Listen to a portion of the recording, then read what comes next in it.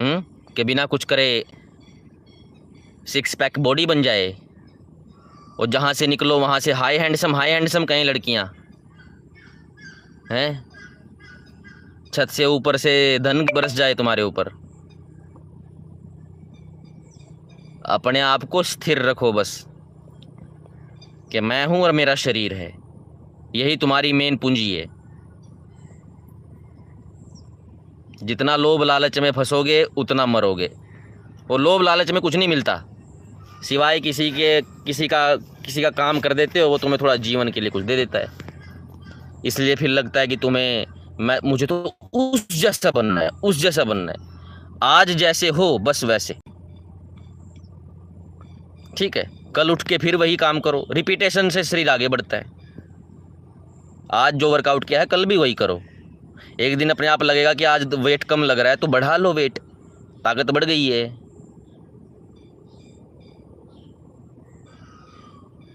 नहीं तो फिर ऐसे ही फिरोगे दुख झेलते, और दुख भी तुम्हारे ऐसे ही लल्लू दुख होंगे, वही हाथ देखने वाले के।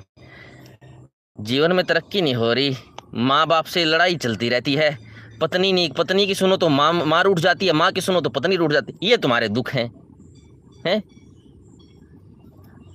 कभी घर पे कोई दर्शनों की फिलोसफी की बात करो पति पत्नी, और माँ को भी लो बीच में, कि महत्त्व के बारे में बताइए माता जी, एकदम तुम्हें एहसास हो जाएगा। और पत्नी से भी पूछो कि तन्मात्राएं क्या होती हैं।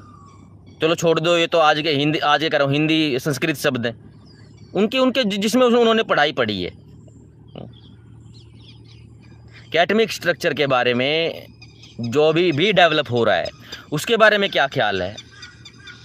आपकी पत्नी बैठी है 200 किलो लिपस्टिक लगा के, वो थोड़ी ना वहाँ पे क्वांटम स्ट्रक्चर पढ़ेगी। तो आपको एहसास हो जाएगा कि ये तो सिर्फ एक भौतिक शरीर है जिसकी आत्मा भी भौतिकाइज्ड हो चुकी है। तो ये तो लड़ेंगे ही, कुत्ता खानी जैसे सीजन पे होता है ना, कोई भी जानवर का सीजन होता है, वो लड़ते हैं आपस में। 2 भैंसे, 2 बैल और कुत्ते तो 10-20 ऐसे करते रहते हैं। अभी सीजन चल रहा है, पानी में भी लड़ाई मर देंगे।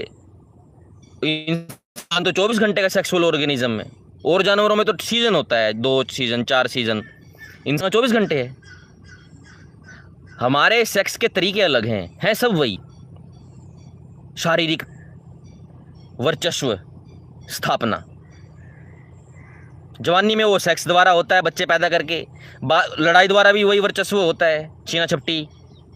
तो ये वर्चस्व का खेल है। आपको एहसास हो जाएगा 2 मिनट में कि माँ भी वैसी है, पत्नी भी वैसी है, अगर है तो। वो काम वाला भी वो ऐसा ही है, चींटा भी वर्चस्व के लिए लड़ रहा है कि हट साले ने तो काट लूंगा। मच्छर भी वर्चस्व के लिए आपको काट रहा है।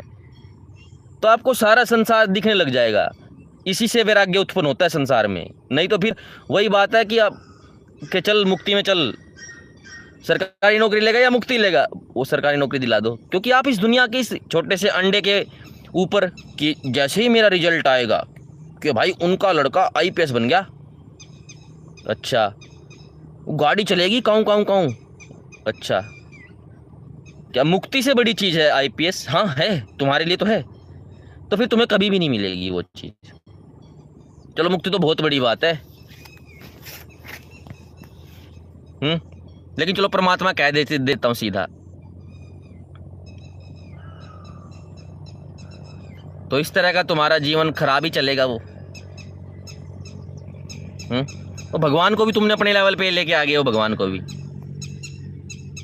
को तुमने बना दिया है एक वो तरह का, वो कि ये भी दे दे, वो भी दे दे, ऐसा दे दे, वैसा दे दे, वो भी दे। हाँ भैया ये दिखा दो, नहीं भैया ये और दिखा दो, भैया ये दिखा दो, भैया इस कलर में कुछ और दिखा दो। तो वो दुखी रहेगा ही, भगवान से भी दुखी हो जाएगा वो आदमी तो। और दिक्कत ये है तुम्हें कुछ लेना भी नहीं है। एक दुकान पे 100 टी शर्ट खुलवा के कह रहे हो कि हमें लेना नहीं है, पसंद नहीं आई, वो होता है इंसान। तुम्हें भगवान आकर के दे देना सब कुछ कि ले क्या चाहिए, पूरी दुनिया ले ले ले, तुम तब भी खुश नहीं होगे। क्योंकि इस संसार से वही उपनिषदों वाली बात है, ये मेरा है, ये दुख है, ये मेरा नहीं है, ये सुख है। कहा गया कि हजारों शास्त्रों का निचोड़ है ये बात, कि 1000 शास्त्र पढ़ लिए, बाद में क्या चला कि ये मेरा है तो दुख है, ये मेरा नहीं है ये सुख है। सब चीज़ों में ऐसे ही बन जाओ, ये मेरा है दुख है, ये मेरा नहीं है सुख है। इस तरह से संसार का भोग भोगो, लल्लू नहीं बनना है। कहीं कोई तुम ऐसे कर लो कि ये मेरा नहीं है तो फिर भाई सब कुछ अपना, सब कुछ दे दे दुनिया को, फिर जियोगे कैसे? आर्य ऐसा थोड़ी ना होता, लल्लू नहीं होता आर्य। अगर आप वही बात है, सांस ली है तो छोड़ दो वापिस, बीच में उसको भोग हो गया। लेकिन अगर पकड़ के रखोगे तो मर जाओगे। सांस रोके रहो, जीवन जीना है तो छोड़नी पड़ेगी। तो सारा संसार ऐसे ही है, उसको पकड़ के और उसको लीव के दौरान वो आपके पास ही रहे तो बेहतर है, हवा की तरह। छोड़ भी दी फिर भी पास है, क्योंकि इससे हमें कुछ ज़्यादा वो नहीं है, हम ध्यान नहीं रखते इस चीज़ का कि हवा चारों तरफ है। आप सोच सोच के सांस थोड़ी नहीं लेते हो, बस मस्ती चल रही है सांस की भी, है ना। तो वही बस, ये मेरा है ये दुख है, ये मेरा नहीं है ये सुख है, इससे बेहतर और कुछ नहीं। और फिर अपना ज्ञान विज्ञान में रमण करो। और अगर तुम्हें कोई स्त्री लड़की ऐसी दिख जाए जो स्टडी समझने वाली है, पढ़ाई लिखाई वाली है, घर पे पढ़ाई की बात करते हो आप लोग, पॉलिटिक्स, साइंस, आर्ट्स, घर में कोई वाद्य यंत्र है, कोई खेल का खेल सिस्टम है, खाली टाइम में पति पत्नी किसी, जैसे हम साइंस के बैकग्राउंड के तो मुझे साइंस की बातें पता है ना, आप कॉमर्स आर्ट्स के हो सकते हो, वैसे ड्राइंग के हो सकते हो। अपने घर में आप कुछ वो होता ना कुम्हार का चक्का जिस पे बर्तन बनते हैं, वैसा रखो। आपकी पत्नी के अंदर वो कार्य आपके अंदर भी होनी चाहिए। ये खेल भी होते हैं, क्योंकि गृहस्थ में काम भाव से ही सारे काम उत्पन्न होते हैं। काम के अंदर पढ़ाई रखो, शरीर की उन्नति रखो, फिर आप दोनों से मुक्त, दोनों अच्छे हो जाओ। फिर कोई थर्ड पर्सन आपके बीच में घुस भी नहीं सकता, किसी भी एंगल से नहीं घुस सकता। आप अपने माँ बाप को भी रखो वहाँ पे, अगर वो इस चीज़ में आ सकते हैं तो। नहीं तो फिर तो कुत्ता खानी, सीजनल लड़ाई। और इंसान तो 24 घंटे काम भाव का खिलाड़ी है, वर्चस्व के लिए मतलब कि। तो वहाँ पे सबकी लड़ाई बजेगी कि मेरी नहीं चल रही घर में, मेरी नहीं चल रही घर में। वो मरता पुरुष है, जवान लड़का जिसके 2 बच्चे, एक बीवी, माँ और बाप, वो जवान फंसेगा, अकेला फंसेगा। उधर बॉस उसकी मारेगा, रात को पत्नी तुम्हारी मारेगी। कहीं ये मत सोचना तुम मारते हो तो पत्नी तुम्हें उल्टा पेल देगी 1 महीने बाद, याद रखियो। मतलब कि तुम्हारे अंदर इतना स्ट्रेस लेकर के तुम्हारा जीवन जीने का मजा मन ही नहीं करेगा, तुम सिर्फ टास्क की तरह लाइफ जियोगे। हाँ रात हो गई है, थोड़ा सेक्स कर लेता हूँ, होता हो। आधा देश तो डायबिटिक है, ईडी हुआ पड़ा है, पता नहीं क्या क्या हुआ पड़ा है, तो कैसे चलेगा। हाँ, हौसला, कम जरूरतें, ज्ञान विज्ञान की उन्नति। एक बात याद रखो, जब आप गहरी विचारों में जाते हो ना, एक मेकअप वाली लड़की जो आपको आकर्षित करती है, बिना मेकअप वाली भी आकर्षित करेगी अगर वो ज्ञान विज्ञान की बात करेगी। हवस का कोई ठोर नहीं, कोई ठिकाना नहीं। जैसे बन ठन के हवस होती है ना, बिना बने ठने भी होती है, बातों से भी जाग जाती है। और गृहस्थ हो तो परिवार में इस तरह ही करो, बेहतर है, बच्चे अच्छे पैदा होंगे। ज्ञान विज्ञान को लेकर के आपकी पत्नी अगर ऊंची ऊंची बातें करे, पुरुष को उस पर भी शोभा उत्पन्न करता है, वो उसको अच्छा लगता है। उस माध्यम के द्वारा ये ब्रह्म विवाह का लक्षण है कि ज्ञान विज्ञान के द्वारा जब पति पत्नी एक दूसरे को, ये भी आकर्षण है। फिर संभोग करो तो आपके बच्चे अच्छे होंगे, मतलब कि उनके संस्कार अच्छे होंगे। वो वैराग्य की बात करो, और अपने पेट में बच्चे नहीं लेके आने आपको उस तरह के, आत्माएं। बस आप उनसे क्या हो, इस धरती पे अभी थोड़े से पहले आ गए हो। क्या पता आप 20 साल के हो, आपका बेटा 100 साल का पिछले जन्म में हो के मरा हो और अभी वो बच्चा खेल रहा हो। तो बच्चा नहीं मानना है, एक आत्मा माननी है। और मेरा उससे कोई लिंक नहीं है, बस मैं तो उसका जरिया हूँ। मेरे को थोड़ा पुत्र सुख मिल जाएगा, जवान होगा वो अपना उड़े, मुझे कोई रोक टोक नहीं है। मेरा काम है जब तक मेरे पास है उसको विभिन्न भाषाएं शारीरिक तंत्र, आयुर्वेद, जो आपको खुद भी सीखो वो बच्चों को सिखाओ।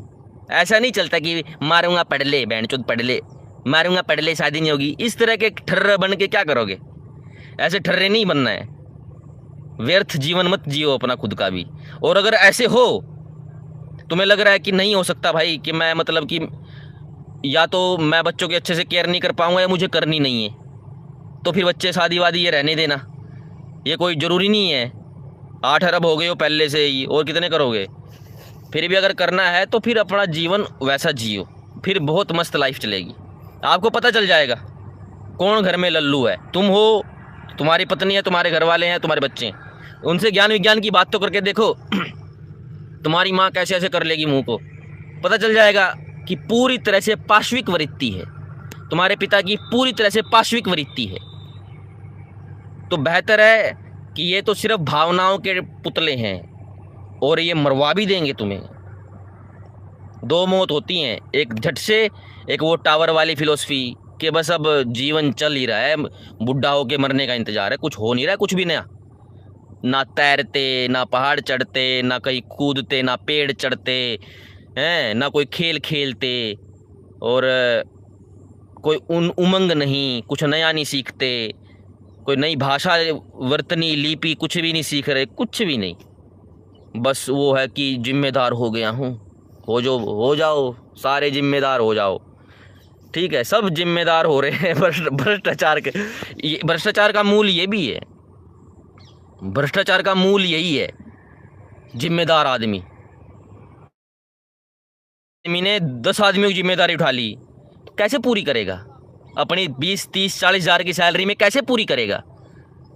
तुम्हारी माँ को भी बुढ़ापे में भी उसको कुछ आभूषण चाहिए, पत्नी को तो वो तो है ही आभूषण की ठेला।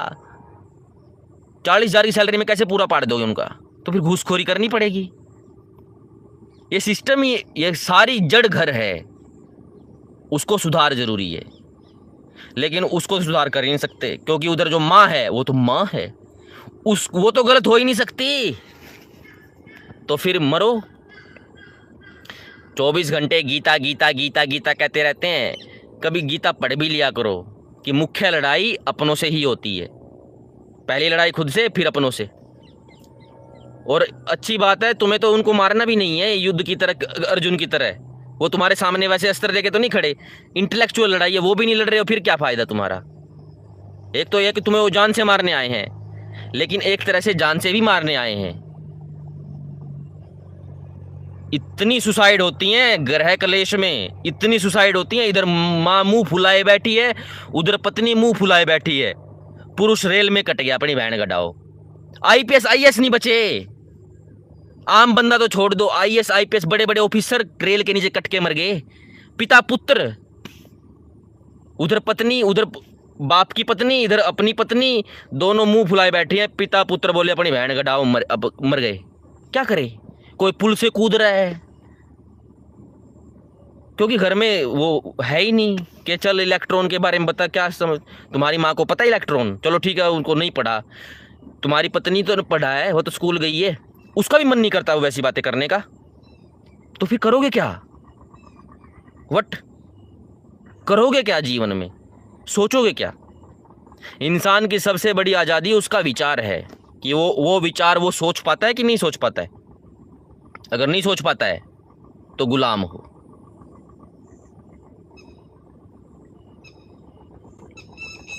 ठीक, अपने घर का एजुकेटेड माहौल। हाँ, जरूरी है कि आपके माँ बाप आपके काबू आएंगे भी नहीं कभी, क्योंकि उन्होंने आपको पैदा होते देखा है, सुसु करते देखा है, हगते देखा है, आपके टट्टी धोई है। ठीक है, इसका फ़ायदा वो बहुत उठाते हैं कि हमने ये कर दिया, हमने वो कर दिया, हमने वो कर दिया। सुधरेंगे नहीं कभी भी। तो उनके लिए तो आपके लिए ईयरफोन ही बेस्ट है। सेवा करो उनकी पूरी, खाना पीना दो। उसके बाद भी अगर वो कह रहे हैं कि मेरी नहीं चल रही,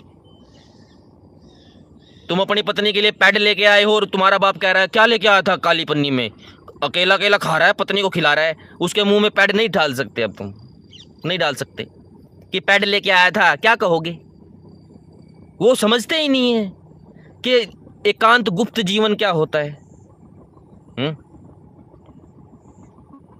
वो अपने भावना में जीते हैं, और वो दरअसल पाशविक भावना है, और इतनी गंदी है, मैं इतनी गाली देता हूँ वो बता भी नहीं सकता मैं, क्योंकि हमारा देश फिलोसफिकली इतना वीक है, उसको ज्ञान देना में भी डर लगता है बेंचोद कई बार तो, कि ये इतनी सच्चाई ये सहन कर पाएगा कि नहीं कर पाएगा। हाँ, मृत्यु सहन कर लोगे तुम, कि वो मर गया उधर, वो मर गया, बढ़ते रहो। उसने अपनी पत्नी मार दी, उसने अपना हस्बैंड मार दिया, उसने वो, एक लड़की ने तो अपनी पूरी फैमिली मार दी 27 बंदे। इसलिए कम संसाधन में ज़्यादा ज्ञान, और घूमो फिरो, किसी से वैसा कोई तुम्हें अपना गुलाम ना बना ले, ऐसा जीवन मत जियो।